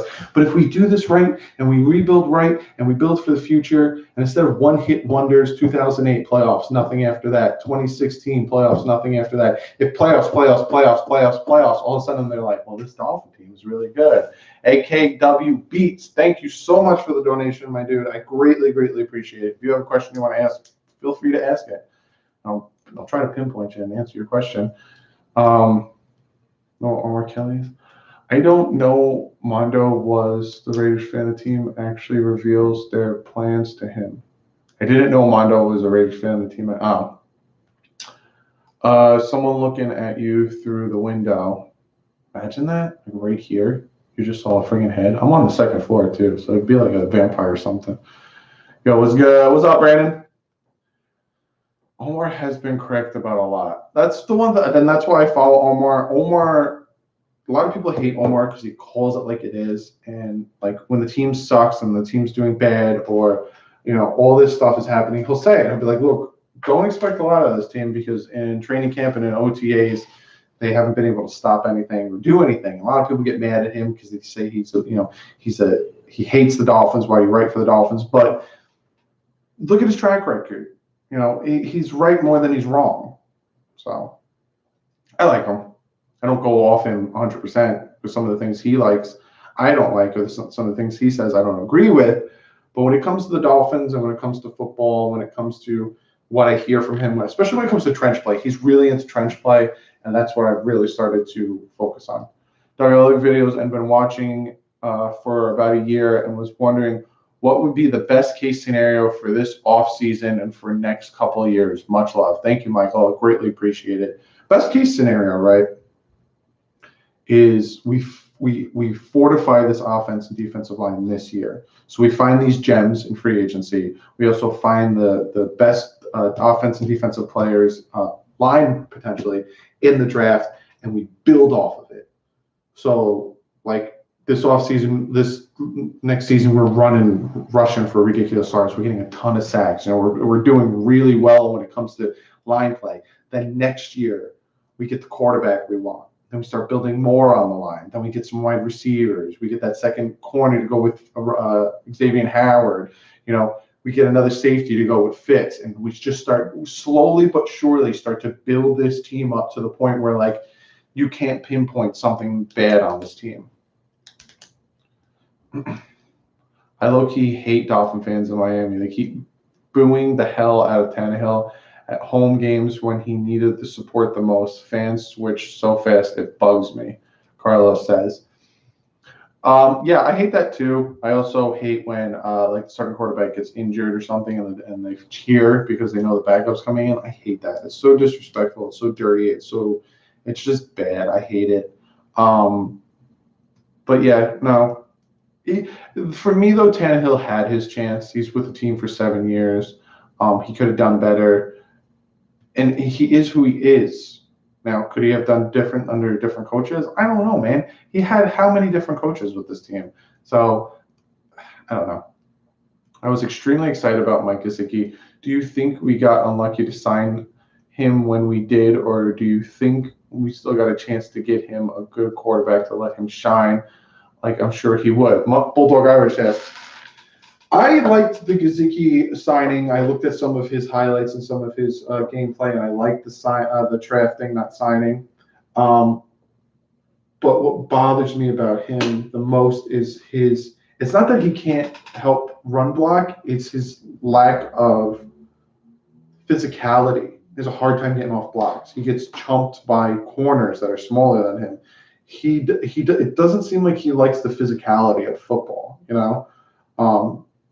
Because a lot of people say, like, look at Jimmy Graham, he can't really run block, and which is like, yeah, of course he can't run block, but I don't know. I want to go dirt. If you guys remember when the second round came and I saw that Go Dirt was still there, I was like, we need to draft Go Dirt. And it didn't really happen. Just trying to see if there's anything else that's going on. Nope. No news. Like I said, it's going to be now. This is where it dies down and a lot of quietness starts to happen. True, but he's like Jimmy Graham, right? You beat me to it, yeah. Gotta be quicker than that. Gonzalez was worst blocking tight end in NFL history. Exactly. But the difference, take me out, is Gonzalez would still like destroy people. You know what I'm saying? He'd run people over. Dolphins are projected to have 120 million cap space, a lot of draft picks for next season. Yes, Cedric, diehard Dolphins, Nelson. So I'll reiterate some of the things I said in the beginning of the video for some of the new guys that are here now. So Dolphins signed Ryan Fitzpatrick. I'm going to go through the whole spiel again. Dolphins signed Ryan Fitzpatrick, 2-year, $11 million contract. Probably like a 1-year, $6 million guaranteed contract, and then they'll probably cut him after that. I feel like this is the contract they wanted to give to Teddy Bridgewater. With incentives, he can go to about 17 to 20 million for 2 years. Incentives being games played, touchdown interception ratio, wins, all that stuff. So that's that happening. Then I also talked about the future of this team. So if you want to go back to the beginning of the video, you could check out, let's talk about the future. So in 2020, the Miami Dolphins will have, and I'm saying over 100 million in cap space because they have about 122 million right now in cap space for next year. But I don't know what's being taken out with the Fitzpatrick signing. I don't know what will be taken out with some other moves. So I'm saying they'll definitely have over 100 million, and they'll have 11 draft picks. 1-1, 1-2, 2 3s, one of them being the comp pick for Juwan James, 2 4s, one of them being the trade for we traded Ryan Tannehill, 2 5s, one of them being Cameron Wake's comp pick, 1 6, and 2 7s, one of those 7s being the trade we did Jordan Lucas to the Chiefs. So over 100 million cap space, 11 draft picks for next year.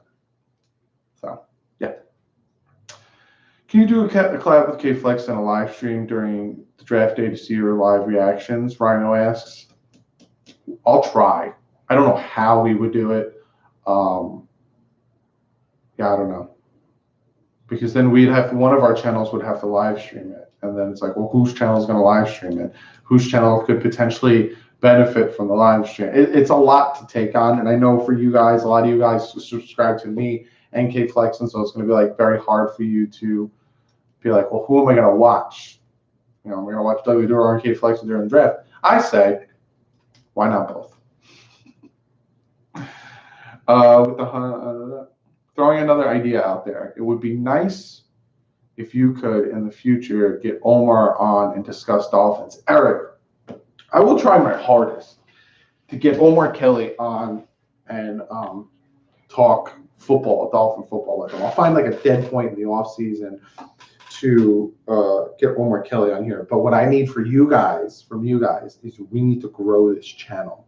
I'm going to keep busting my ass for you guys. I'm going to keep making videos as much as I can, as soon as I can. But I need this, for him to take me seriously and for him to want to come on here, it has to like, we're almost at 4,000 subs. If you guys remember, I said that I would greatly appreciate it and potentially do a giveaway at 4,000 subs. We're at 3942 right now. So we're about 58 subs away from 4,000 subs. So again, if you're not subscribed already, hit that subscribe button. But yeah, I would love to have Omar Kelly on here, but this channel needs to grow to the point where it piques his interest and it grabs his attention when I'm like, hey, can you come on? Would you want to be on my channel? You know, I have this many subscribers and this and that, But yeah, I what I would like to do is get some Dolphin players on the channel. I might try to do that before I get Omar Kelly on here, get some Dolphin players. Even if I can try to get Jason Sanders on here, because not everyone loves the kicker, but if I can try to get Jason Sanders to come on the channel, yeah, that's maybe I'll try to do that if we can start breaking some like 5,000 subs. Maybe I'll have a 5,000 sub thing where I have a Dolphin player on. Try to pull some chords and stuff and see if I can get a Dolphin player on here. Doug, you probably got that tape measure from Walmart. That is my favorite tape measure. This one? No, I think I stole it from my dad. I was mad. I need to buy an area rug for my living room. Like I said, I just moved here, so we need to know the dimensions. So it's my tape measure. Can we draft Zach Thomas? I wish. His taller brother. They play exactly the same. His brother's just taller, so he gets more interceptions. You were under 1K about a year ago. Great job. Great growth. Thanks, Eric. Yeah, I was. Little backstory if you guys care. You guys probably like, I don't give a shit. This time last year, before the draft, I think I had like 90 subs. And now I'm almost at 4,000 subs. It is crazy the stuff that you guys can do for me. And it is crazy how much you guys can help this channel grow. It's all because of you guys sharing the channel, subscribing, telling other Dolphin fans about it.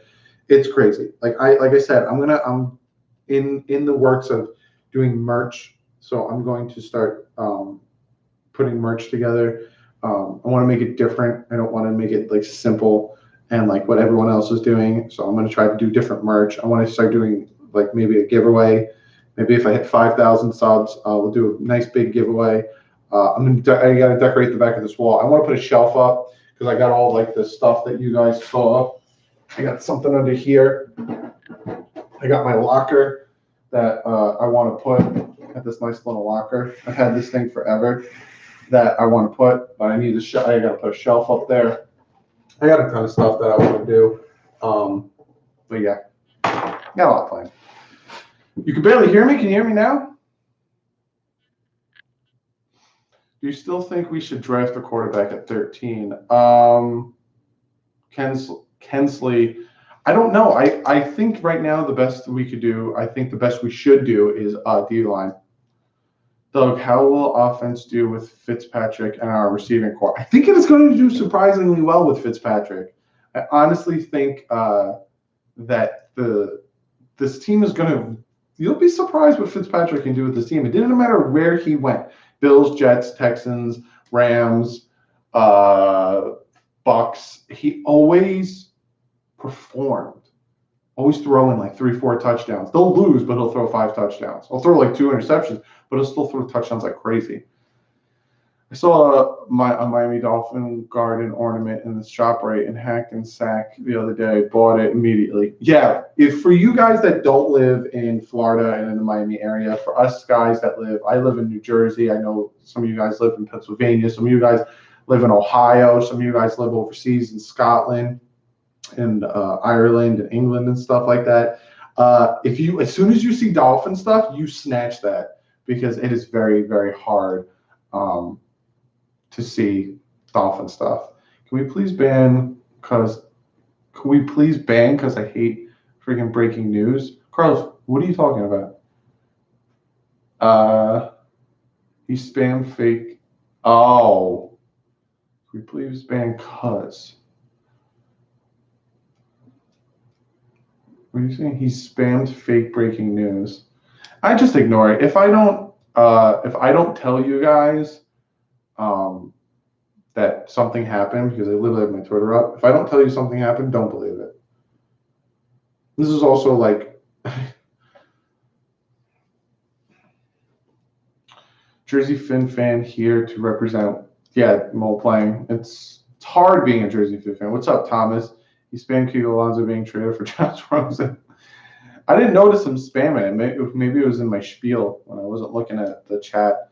He said, we traded Kiko from Rosen. Did he? How long ago? And is he gone? Now I gotta go. Oh. He spammed it? What up, Victor? Worst quarterback we could have signed. Corey. No, I don't think he's the worst quarterback we could have signed. We could have signed Mark Sanchez.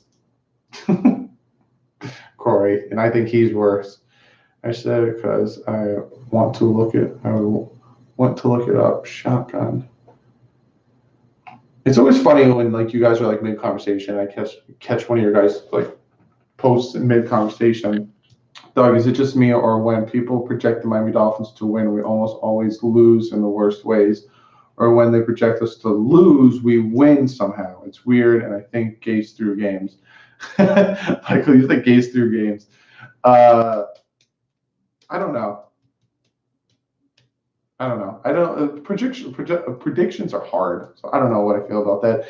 Anthony says, do you like Tyree Jackson? I do, for third or fourth, maybe even fifth. At least this year will be fun. I think this year will be very fun, Victor. I think we get to see that, the team build and grow, and get to see what this offense and defense looks like, and get to see a different offense and defense. We get to see a defense that's good instead of that shit that we had with Burke. Could have been worse. What if we signed Jay Cutler again? I think that was Tannenbaum and Gase. I think Greer had nothing to do with that. Can you please give us your opinion on why people think Adam Gase is a quarterback whisperer? Like, how in the heck did he earn that title? What's up, Chauncey? He earned that title because wherever he went, the quarterbacks produced better. So Peyton Manning did better with the Broncos with him. What's up, the Soccer King? But a lot of people wanted to say, like, was that Peyton Manning or was that Adam Gase? Then he goes to the Bears. Jay Cutler has his best year under Adam Gase. Then all of a sudden, they're like, he's a quarterback whisperer. And then he comes to the Miami Dolphins in 2016, and Ryan Tannehill has his best year in 2016 before he gets injured. Then 2017, he's out, and then 2018, it just, we all know, that completely fell apart. So the whole quarterback whisperer thing, and this is what's dawning on me about his whole quarterback whispering thing, right? So they want to call him a quarterback whisperer because everywhere he went, the quarterbacks did better statistically, right? You look at the stats and all of a sudden, they did so much better with Adam Gase. That's because Adam Gase will call up schemes and plays that will fluff up the stats and benefit the quarterback. With Ryan Tannehill, a lot of dink and dunk plays, a lot of short passes to fast receivers who will break it off and get big yardage. Same thing with Jay Cutler in 2017, little dink and dunk plays and hope and pray and drop offs to Kenyon Drake that fluffed up not like fluffed up like effed up, but like padded the stats. Look at the game against the Bears with Brock Osweiler. Everyone thought that Brock Osweiler was the next coming of Jesus because of what he did against the Bears, but that's just because of the play callings and the schemes that Adam Gase put together for Osweiler. That's what it is. That he's going to make it better for the quarterback to look better, but necessarily it's like, are you really doing anything? You're still losing.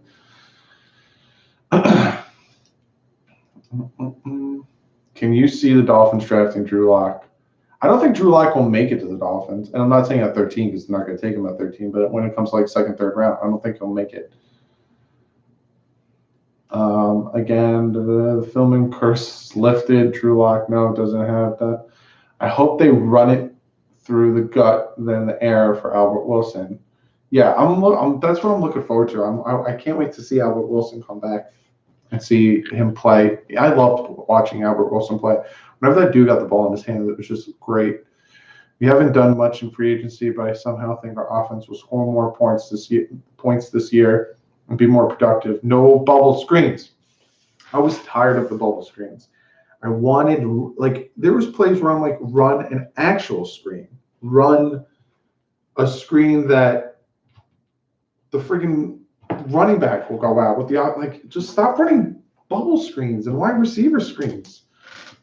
Stop trying to be so innovative. Stop trying to be the next great thing and just play football, man. Would you like to see the tight ends get involved more? Yes, I would. I think with the signing of Wolford and with Allen, I think they're going to do more two tight end sets. Because with two tight end sets, if you have the two tight ends that are dynamic enough to be able to get open and do that stuff, you can really start to feed into the play action. Because you start out two tight end sets, they think they're going to run the ball. All of a sudden, play action, you got these two tight ends that can run routes and be very dynamic in the pass game, and boom, You don't know what the Dolphins are going to do on offense. I don't like the edge rushers. They give up so much size to opposing offensive tackles. When edge rushers get to the quarterback, then they disrupt the timing of the offense. Doug, what's your opinion? I agree. We don't have many edge rushers as of right now. We need edge rushers. We need some defensive line help. But yeah, I agree. We need the offensive and defensive line needs to be completely redone. Kenny Stills needs more receptions. Yes, he was open a lot last year, and these quarterbacks completely missed him. Stills needs to be traded. What's up, Pete? I don't know. I don't know if he needs to be traded. I think he's the best receiver on the team right now, besides Albert Wilson. I wonder, are we going to have a fullback this year? Victor, it's a very good possibility and very likely that it might happen. He's a product. Don't be surprised if they take Allen and put him at fullback like a Charles Clay was, halfback tight end set type thing. Some food for thought. Ross loved Josh Allen. No, Ross loved Lamar Jackson. Greer loved Darnold. Gase and Tannenbaum loved Baker. Gase offense never produced here. A lot of stats padding and quarterback friendly. I don't know if all that's true. I do know that Ross really wanted the Dolphins to draft Lamar Jackson. He actually adamantly wanted them to trade back into the first to get Lamar Jackson, or trade down to get Lamar Jackson, or take Lamar Jackson at 13. I know that's fact because Stephen Ross said it.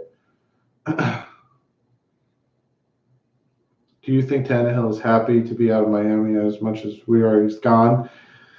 I think if he stayed, he still would have been professional and done what he did. But I think he's happy for a fresh start. I think a lot of people are happy that it needed to be a fresh start. I called Fitzpatrick in one of the video comments. I think you did, Pete. I think you said like Fitzpatrick's still out there. We should try to get him. We get a second or maybe another first if we throw Stills plus another pick. There's a possibility. What if Fitz takes us to the playoffs? Then I'll be pumped, Ronnie. I see nothing wrong with making the playoffs because I don't think we're tanking. I'm sorry, I just don't. The area of most concerns is to rebuild. Yeah. Greer wants pressure up the gut. That is the future. Quarterbacks said that it is the worst, yet no one built that way. Greer is onto something, Eric. Yeah, I agree. If you can't step up in the pocket, it's very hard to make certain deep throws, and it's hard to make certain throws. So you get all that pressure up the middle from the DTs, and then you get the pressure on the outside, and all of a sudden, especially when it comes to mobile quarterbacks, you want that pressure up that middle. If owner said what he wanted and the team didn't do it, whoever made that choice to not sign Lamar should have been fired on the spot. And that's Stephen Ross being the compassionate Stephen Ross, giving Joe Philman another year, giving all these people another year. No, you should have been like, Tannenbaum, I want Lamar Jackson. No? All right, well, then you're fired. I don't know why you brought Tannenbaum in the first place. I think the front office is waiting for Terrence Lawrence. How do you feel about that? I don't think they will wait for 2 years to get their quarterback because then they'll start losing money when it comes to ticket sales. It's about to be Fitzpatrick and Fitzpatrick's show. Now they can officially argue over Fitzmagic in person, right? They'll race for the name. We all know who will win that one. Trade down in the first round, Anthony. Yeah, if someone gives up a first next year, yeah, I'll trade down in the first. Tannenbaum sucked with the Jets. I know, Chauncey. Like, why did they bring Tannenbaum here? Remember when they talked about bringing Tannenbaum in? I was like, what are you doing? Lamar Jackson can't hit a wide open receiver. He's just a runner. Ravens are screwed for committing to him. But he did make some dynamic plays last year, and he did win them some games on his own. Honestly, pick 13 sucks. I don't think it sucks.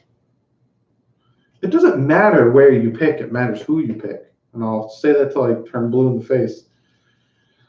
I think we take a guy like Will Grier in the second, and we'll let Fitzmagic mentor him into the league. Yeah, I think that's the plan. I think that's what's going to happen is they'll take a quarterback after the first round and let Fitzpatrick, help him, mentor him.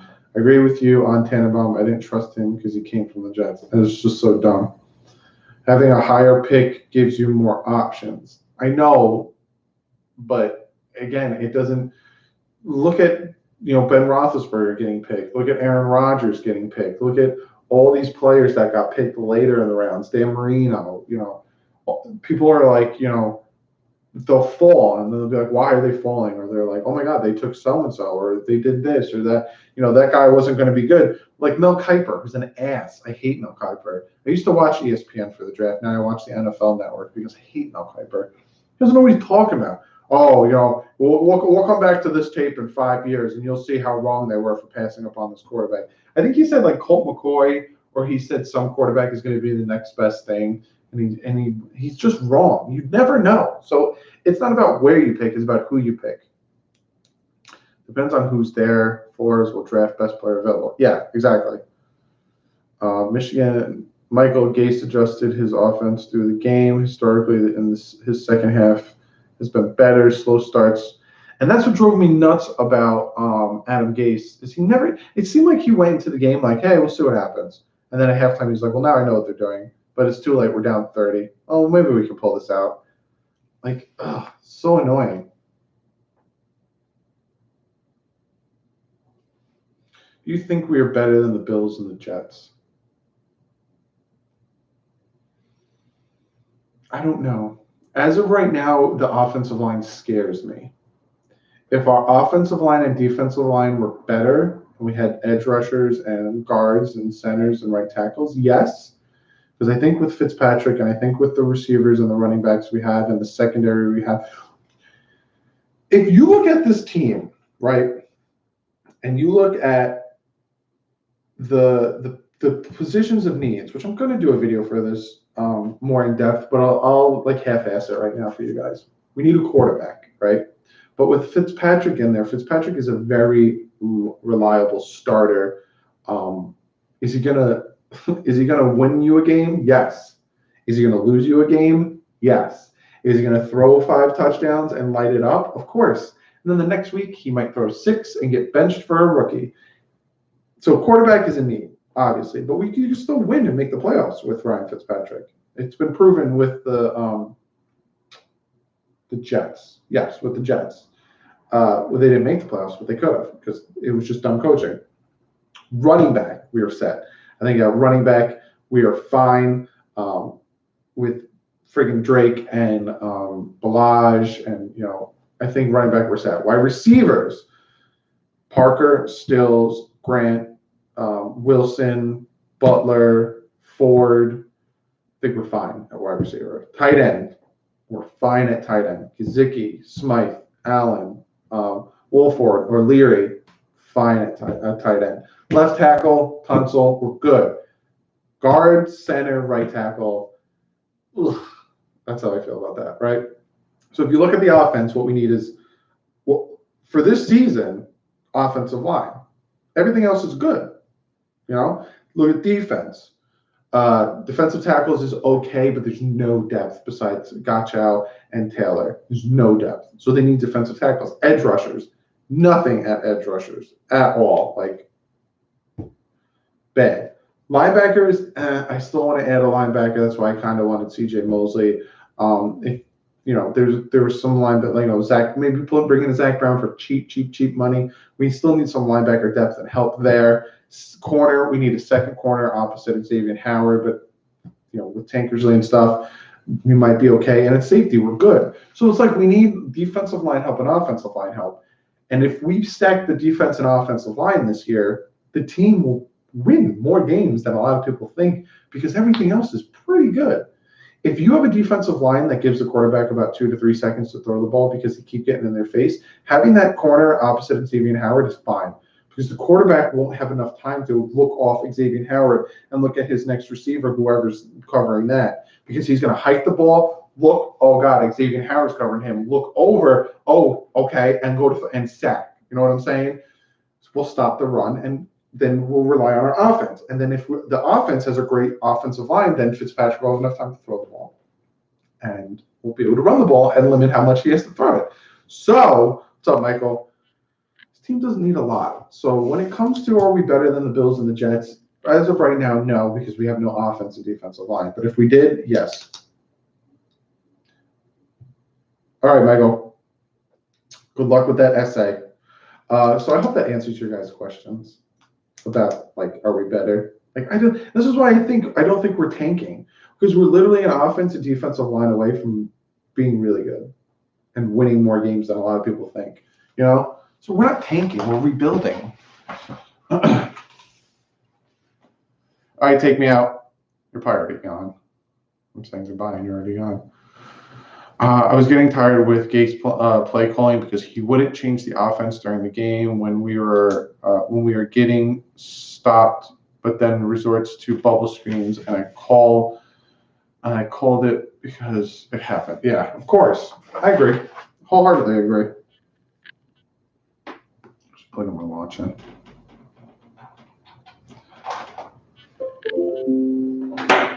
Actually, no, I'm not gonna plug it in there. Ugh.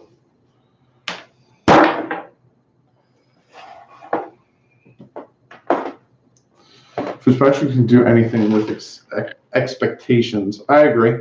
What are your top five players you think will fall to us at 13, and in which order would you draft them? That's a good question.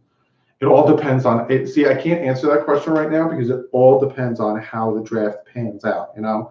So like say Kyler Murray doesn't go 1. If Kyler Murray doesn't go 1 and Haskins doesn't go to the Giants, that can completely shift the whole dynamic of the top 10, you know, because then all of a sudden teams, you know, say with the first pick, the Cardinals take Bosa. Who's the 49ers going to take? They have Garoppolo. They're not going to take Kyler Murray. So then all of a sudden the 49ers are sitting there at 2 and they're like, well, Kyler Murray's there. If you want Kyler Murray, come up and get him. So then all of a sudden, like, it's this whole – it changes. So it's hard for me to say who will be there, but – you know, Montez Sweat could be there. A couple of the Clemson defensive linemen could be there.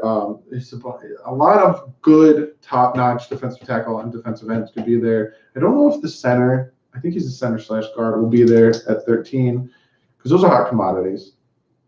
I have a question. Is Jones happy on the Fins still? Are you asking Rashad Jones? Because, yes, he's still on the fence. Well, who does Arizona pick, Murray or Bosa? If I was Arizona, I'd probably go with Murray. If Bosa's anything like his brother, he's going to be ridiculous. Dolphins interested in Quentin Spain, Titans, O-line. He was good in Tennessee. He will get a lot if we can get him. Yeah, that's what I'm saying. Like, free agency is still very fresh.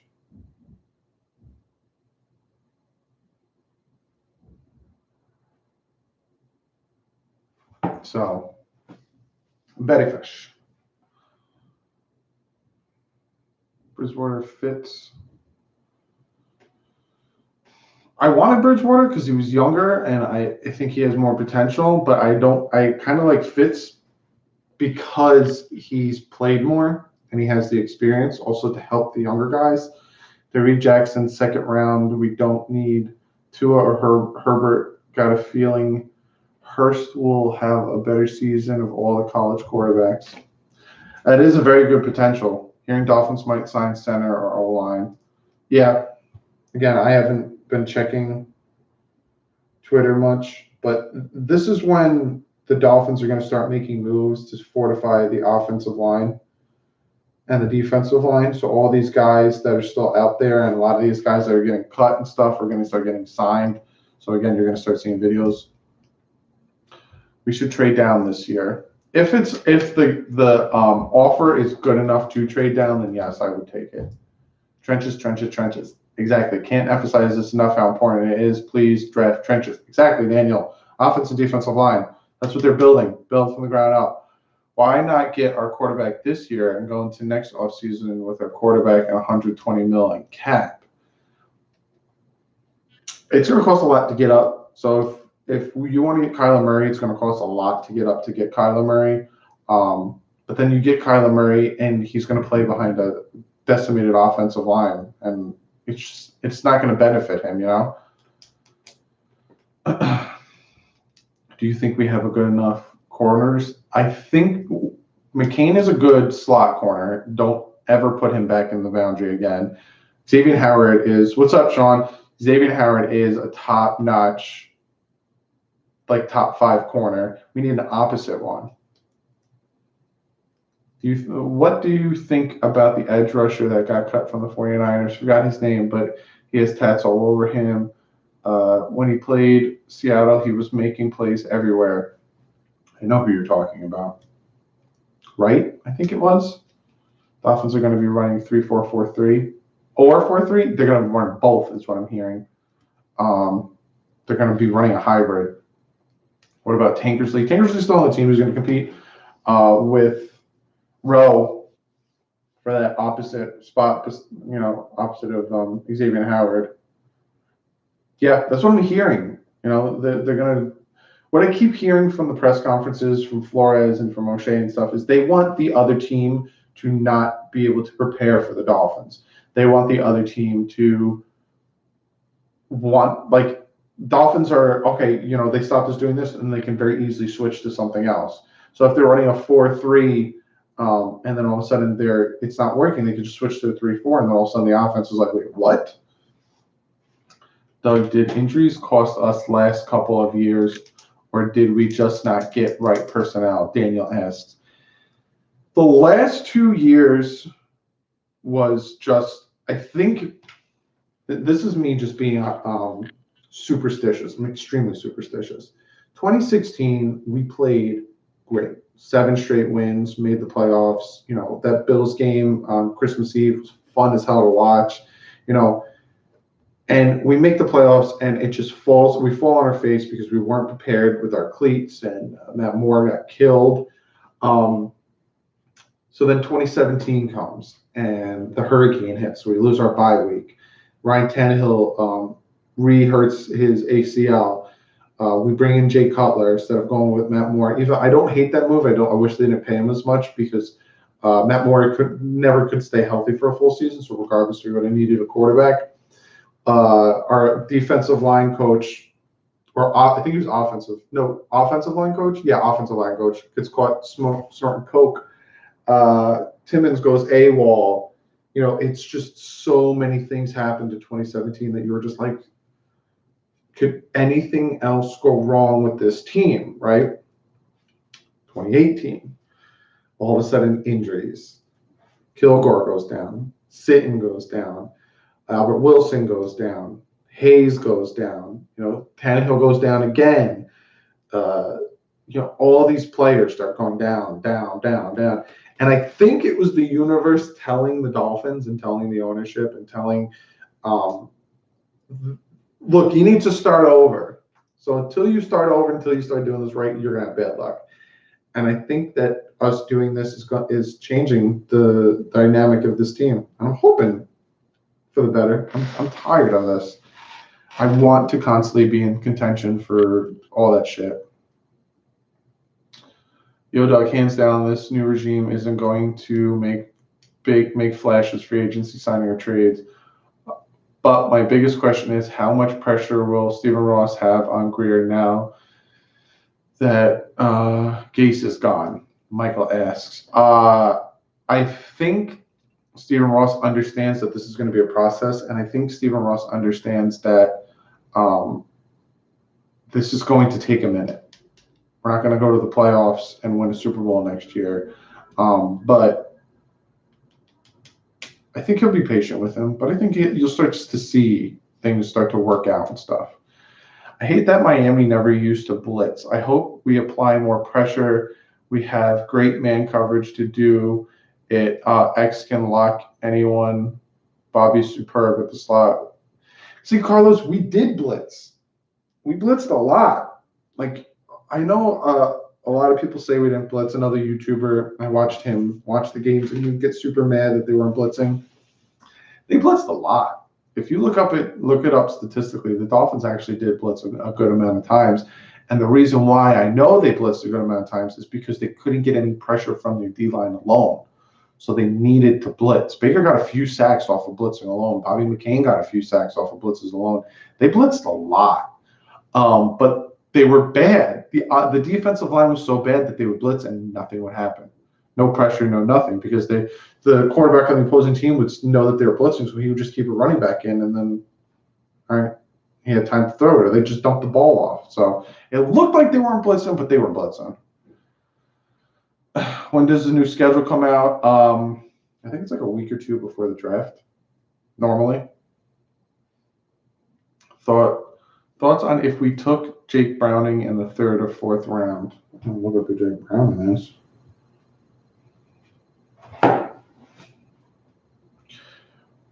Does not make sense to me. Why, if we are planning to rebuild, why would you go after Fitzpatrick? Because Fitzpatrick, you still need that veteran leadership, and you still need that vet at the quarterback position. So he's a bridge quarterback. He's going to be brought in. He's going to compete. A lot of guys are very damn, you're right. We blitz 38% of the time. Kiko can't blitz. Yeah, exactly. We blitz a lot. The hell was I going to say? Fitzpatrick might not even make the team. These Ruddick and Falk and the rookie we're going to draft in the later round might shine in free agent in OTAs and training camp, and they might get rid of Fitz. So just you can't look into certain things. Oh, quarterback. Thank you. I was going to look him up.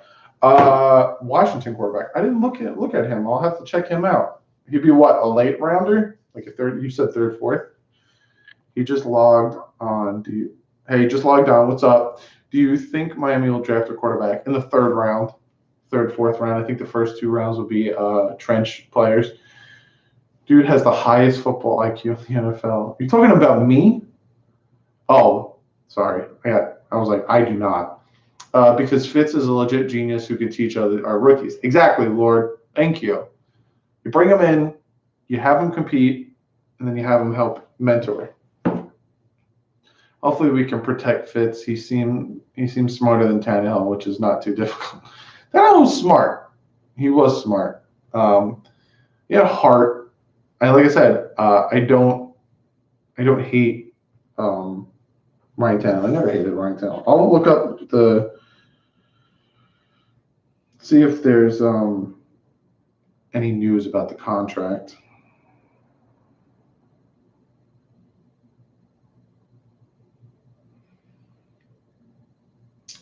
No news on guarantees yet. Any of that stuff, because I know one of you guys are asking about guarantees. Yeah, it's just a 2-year, $11 million, so it's probably about 5.5 a year. But it all depends on the guarantee. So it might be like a 6-year guarantee contract, or maybe a 3-year guaranteed contract. Heard that Sweat had a heart condition today. Yeah, talked about that before, maybe about an hour ago in the live stream. Read the article about Fitzpatrick, Montez Sweat. He had a pretty consistent heart condition, but he was still medically cleared to play the full season, to do the combine, to do the Senior Bowl, and to perform like a beast. So I want him at 13. Fitzpatrick, I like the move. Bridge quarterback can come in here, compete, and if he doesn't get the starting position, he can still help these young guys become better quarterbacks. That's true. I actually forgot about that. That Fitzpatrick is the highest IQ in football. Yeah, he's a Harvard graduate. The other wall is dying of Dolphin paraphernalia. Yeah, I know. Like I said, I'm gonna put a shelf up there, so I can put stuff like this up there, and I got the helmets, and I got trophies, and I got more pictures to hang. So this wall's gonna look nice and purty. So the contract is reported to you. They can rise to, yeah, it's 2 years, $11 million, with incentives that can go from 17 to 20 million, depending on games played, wins, touchdown, interception ratio, all that stuff. So, let's get Danny Shelton. Matt, yeah, he's 26. He's not old. I wonder why all of a sudden, like, the Browns didn't want him, now the Patriots don't want him, and now no one wants him. Something going on with Danny Shelton. The gray is killing my eyes. Oh, painted dolphin colors. It's not gray in here. I think it's because of the because you guys think I'm not wearing green, and this is a dark green, and the walls are blue, a light blue. So I guess it's just the webcam makes it look different. Do you collect action figures, superheroes? Funny you asked. That's my bookshelf. So you can see I do collect a bunch of crap. That's my bookshelf. Hello. Fix this now. Have me on the channel, dog. I came home to Jersey in August, Greg asked. Yeah, but then I'd have to have you come to my apartment, and that's weird. I mean, I don't know if you'll kill me. It does look great, and I think it's because of the webcam. Because my shirt's also very dark green, because it's Aquaman, and Aquaman is green. No one of the Dolphins is guaranteed starting quarterback position, even if they draft Kurt Murray. It's still not automatic start. Exactly, Carlos, and that's what drove me nuts about Ryan Tannehill is he never had to compete. He was given the starting job right from filming. You definitely look like you're wearing navy blue. Your RGB is off like crap, bro. Yeah, of course. It's a webcam. It's not. It's a decent webcam, but yeah, it's a webcam. It's not gonna look perfect. You'll see, like when you guys watch my my actual videos where I edit them and stuff, and even on my phone, you can see the walls are kind of blue. It's like a gray blue. Do we start Luke Falk or Ryan? I'll let you know after training camp. Thanks for all your hard work, Doug. Appreciate everything you do. You deserve a lot of credit for your time and expertise. Thank you, Daniel. I really, really appreciate that. You live in Florida? No, I live in New Jersey. I won't tell you where, just in case you guys want to come and kill me. Sweet. Action figures. I collect Marvel Legends, StarCraft, Resident Evil. Yeah, I'm a nerd. I'm a odd nerd. I'm trying to position this better. I'm an odd nerd where I love football. I love everything to do about football, but then I also like Batman. I like action figures, comics, video games, all that stuff. So it's like I'm all over the place. Caldwell, assistant head coach, and leads the quarterback room. He will have a lot of input. Exactly. I won't come kill you. I'll just stalk you. So nothing too crazy. Yeah, you'll be the one in the corner, Lord. You'll come up in the window. Hey, what do you think about Miami doing a private workout with Murray? So if you guys remember, the 13th was the first day of free agency, and then it was Kyler Murray's pro day, and everyone went, like literally everyone went. It didn't matter if you wanted to take him or not, you went. And then everyone else left to go to Clemson's pro day. The Miami Dolphins stayed to give him a private workout. Now, Chris, I have something to say to you about that, but I think the reason why that happened is because they went to Clemson, and the Dolphins have a D-line coach who's coaching Clemson and knows everything and anything about those D-linemen. So I wouldn't look too far into it. But Chris Perez says, Superman over Batman any day of the week. See what I got right here. I love Superman. I love DC. I'm a DC guy. But Batman has beaten Superman, and Batman has beaten Superman because of Superman's compassion for humans. He said it in The Dark Knight Returns, the graphic novel, when he beats him. He goes, "You never beat me because you never kill me because your compassion for the humans, for your compassion in general." And he beats the crap out of him, and he wins.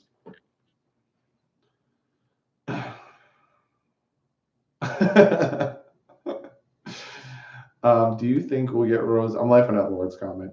Do you think we'll get Rosen from Arizona? It depends. Like I said in probably about an hour ago in the video, it depends on where we're at mentally when it comes to our quarterback pick in the third, fourth round. Like if the third round comes or the fourth round comes and the quarterback we want or the quarterbacks on the board aren't as good as Rosen, then they might take the idea of reaching out and trading for Rosen, you know? Because I see the Cardinals keeping Rosen until after the draft or until those rounds. Like third, fourth round, the Dolphins are like, there's nothing here. Rosen's better than all this, and then they'll just reach out to the Cards and be like, hey, we'll give you our 4th right now for Josh Rosen, and they might just pull the trigger on it. Rosen isn't committed to football, he's committed to money. I gotta look more into that. So what do you think with all the cap room we have next year, what would they do, you think? I think they'll start going for the young, top-notch, like defensive players, like linebackers or defensive linemen, even offensive linemen. But again, I don't see them spending big money anymore. I don't see them blowing money anymore on stupid things. Is it possible to draft 7 starters? It's hard. It's very, very hard to draft 7 starters. Normally, if you can get 4 starters out of a draft, it's a successful draft. So 7 starters, it's hard. Unless you somehow got like 7 picks in the first 4 rounds, then it's possible. It's hard. To be honest, I think this year will be more interesting than the last 2 years, even though we will lose more, but it's everything new with the stab quarterback. What do you think? Yeah, it's interesting. I'm going to watch, not only because I'm a diehard Dolphins fan, but because I want to see what this team's going, what the offense is going to do, what the defense is going to do, what these coordinators, all that stuff's going to do, how everything's going to pan out. I'm going to watch. Do you see them going after a big name on defense next year? I see them going for big name. Well, in free agency, are you asking, Will? I would give up a 2nd or a 3rd for Rosen unless we get a 4th or a 5th along with him. See, I wouldn't give him a 2nd. That's too much for Rosen. Because the Dolphins aren't going to draft a quarterback with their 2nd pick. Washington got close back in the early 80s with the Hogs. It's hard. If you could pull that off, you did really good. If you play Miami Dolphins #1 on guitar for us, I'd have to learn it. It would take me a minute. Doug, we got a young team, and especially in the secondary, because we got the ball hawk Howard and 2 good safeties with Fitz and Jones and a slot corner McCain and good linebackers, but need a line. Exactly. That's the thing that the Dolphins need desperately is both lines. What's up from Miami? What's up, Albert? I think the Jets make the playoffs this year, Michael says. I wouldn't be surprised. Actually, no. I don't see the Jets making the playoffs. I think the Bills will make the playoffs over the Jets. Just because the Jets have a new head coach and everything that they're going to be running is new versus the Bills who already have the scheme. So I think the Bills would make the playoffs over the Jets this year. When you're feeling down, just play my put a smile on your face. What is your favorite Dolphins defensive player of all time? God, that's a hard question. It's like a toss-up between Jason Taylor, Zach Thomas, Surtain Madison, Jake Scott, Killer Bees. Oh my God, there's so many. But obviously, I wasn't alive for Jake Scott and the Killer Bees and all those guys.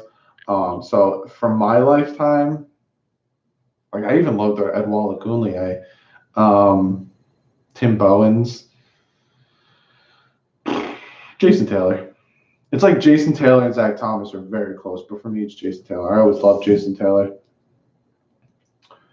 Willow, yes, I did. I went to NJCU, graduated with a degree in media.